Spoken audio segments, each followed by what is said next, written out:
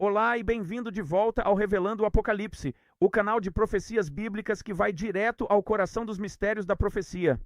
Meu nome é Alan Dubre e se você está aprendendo algo com nossos ensinamentos, lembre-se de curtir, compartilhar e se inscrever. E não se esqueça de conferir a caixa de descrição embaixo de cada ensinamento. Lá temos outros 10 canais de tradução em diferentes idiomas para facilitar o compartilhamento com familiares e amigos ao redor do mundo. Dito isso, hoje vou provar para você um pouco mais. Que a revelação de para quem os evangelhos estão falando e os 14 anos são absolutamente verdadeiros. Mas vou fazer isso apenas mostrando a você a primeira metade da tribulação e sua conexão no Evangelho de Marcos, que são os primeiros 7 anos dos selos com o Antigo Testamento. Conexão. É algo tão incrível e vamos apontar e mostrar isso até mesmo no livro do Apocalipse. Então segure firme nessa aqui. É sempre muito divertido quando você entende essas coisas, quando você entende que o fim dos tempos é realmente como Paulo nos dizia em 2 Coríntios capítulo 12, que é um período de mais de 14 anos. Este é um período de 50 dias. É o discurso de Lucas. Ele começa com o pré-tribulação e então há 7 anos de selos e 7 anos de trombetas. O de Marcos são os 7 anos dos selos. O de Mateus são os 7 anos das trombetas. Pré-tribulação, meio da tribulação e o retorno pós-tribulação do Senhor estão todos sendo mostrados aqui no profético, entrelaçados na revelação. É disso que Paulo está falando quando ele está tendo essa conversa aqui em 2 Coríntios capítulo 12. Então lembre-se disso. Se você é novo nisso, volte e assista a alguns dos ensinamentos anteriores. Já faz mais de 8 anos que estamos explicando isso detalhadamente em nosso canal principal, Ministry Revealed, centenas e centenas de vezes. Ok? Então, e não se esqueçam, se eu não mencionar em que capítulo estou, basta olhar para a direita e vocês verão. Então, tendo isso em mente, lembrando que a ordem é Lucas, depois Marcos e depois Mateus. Não se trata apenas do evangelho de Mateus que a igreja possui. Sem que eles percebam, ficam confusos porque nunca entenderam os evangelhos sinópticos de Marcos e Lucas e para quem eles estavam falando. Uma vez que você entende, você entende. Vem Lucas pré-tribulação acima, Marcos 7 anos dos selos, no 7º ano dos selos. A grande multidão do meio da tribulação até o arrebatamento. E então os 7 anos das trombetas e no início do 7º ano das trombetas, o 14º ano da tribulação. O Senhor retorna com os pés sobre o Monte das Oliveiras e lida com todos os inimigos e com Satanás naquele momento. Eu te prometo, tudo se revela quando você entende. Então deixe-me mostrar exatamente do que estou falando aqui. No Evangelho de Marcos, e especificamente em seu discurso no capítulo 13, você vê no versículo 8, nação contra nação, reino contra reino. Esta aqui é a descrição do início dos 14 anos com o cavaleiro do cavalo vermelho, quando uma grande espada é dada e eles começam a matar uns aos outros. Esse período vai durar cerca de 2 anos, até a abominação da desolação mencionada por Daniel, estando onde não deveria estar. Há um motivo para ser diferente do Evangelho de Mateus, onde diz, estando no lugar santo, porque nas trombetas, no meio das trombetas, o templo será reconstruído. Mas em Marcos, o templo são os cristãos que não conseguiram ir no arrebatamento pré-tribulação, eles não estavam prontos. Eles não estavam totalmente em Cristo, vigiando e orando, buscando e procurando diligentemente. Mas o deles será o paraíso. E o que acontece é que nesse tempo da abominação da desolação é quando a besta recebe seu poder por 42 meses. Veja, não há menção de falsos cristos ou falsos profetas durante a primeira parte da tribulação. Isso só acontece na abominação da desolação. E a descrição de quão ruim vai ser nesse tempo, então no versículo 22 aparecem falsos cristos e falsos profetas. É disso que estamos falando. Veja, esse é o ponto em Apocalipse capítulo 13, quando a besta recebe seu poder por 42 meses, diz para continuar porque ela já estava aqui, mas ela ainda não era oficialmente a besta.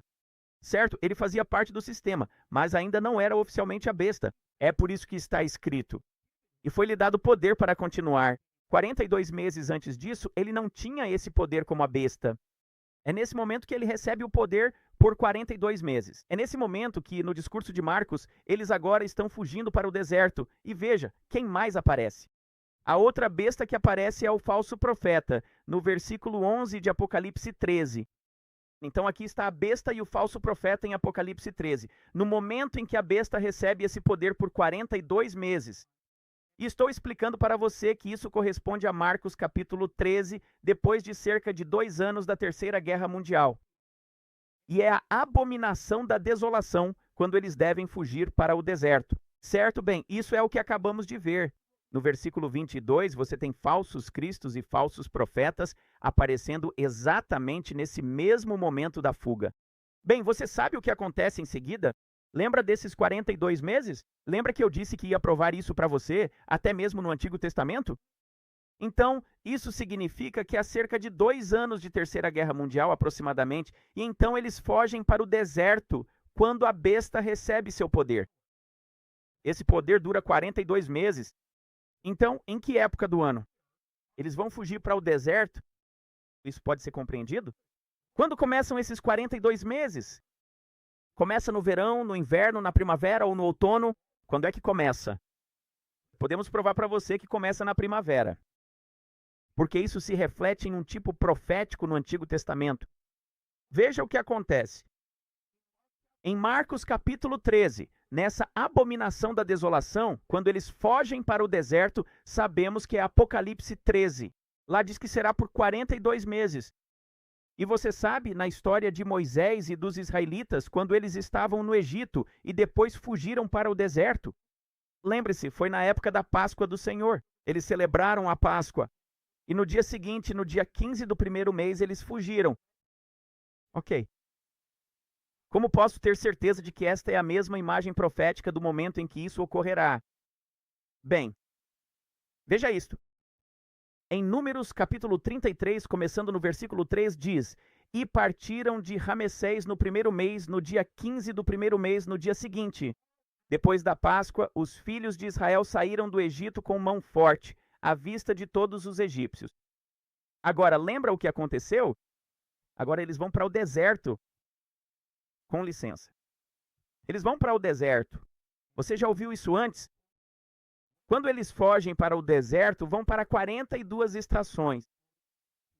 Já ouviu falar disso? Eles vão para 42 lugares diferentes. Isso é chamado de as 42 estações do deserto. Você viu isso? Existem 42 lugares. Eles permaneceram na região selvagem. Quando eles fugiram. Você acha que isso aconteceu por mera coincidência? Ou você acha que o Senhor está nos dizendo algo relacionado à fuga?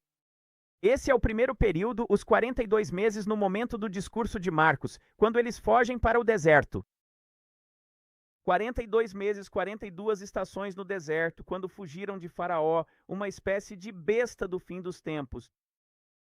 Não é uma loucura? Os 42 meses equivalem às 42 estações, o que significa, no discurso de Marcos, quando eles fogem para o deserto.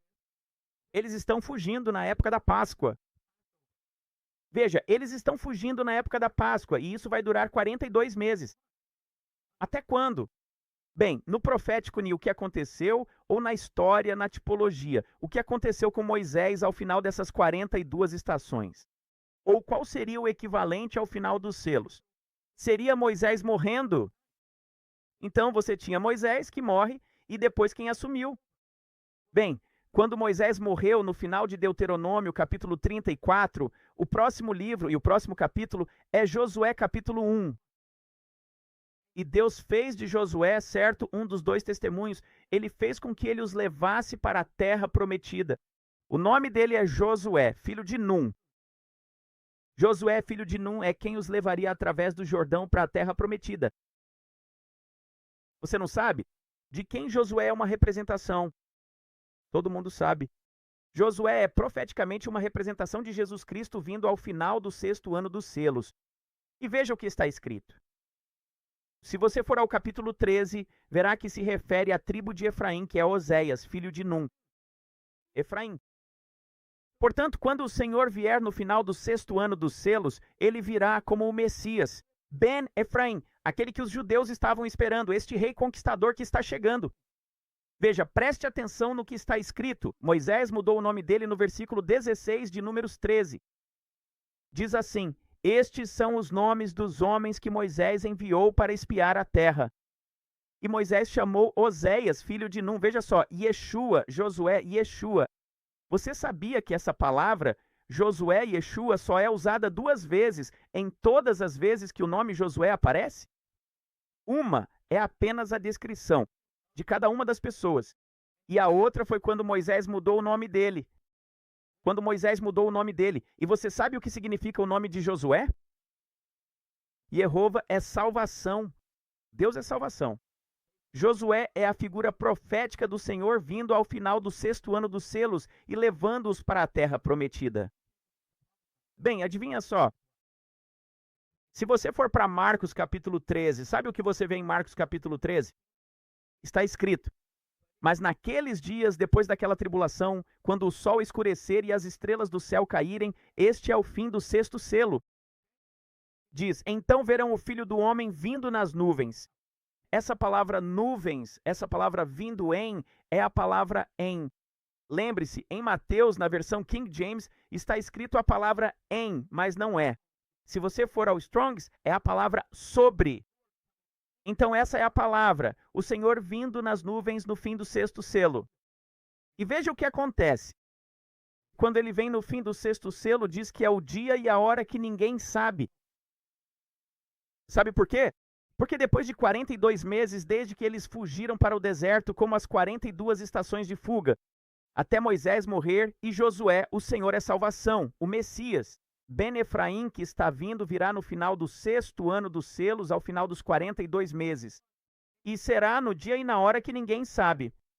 Você sabia que o dia e a hora que ninguém sabe é a festa das trombetas? É na época do outono, porque é um dia, é uma festa de 2 dias.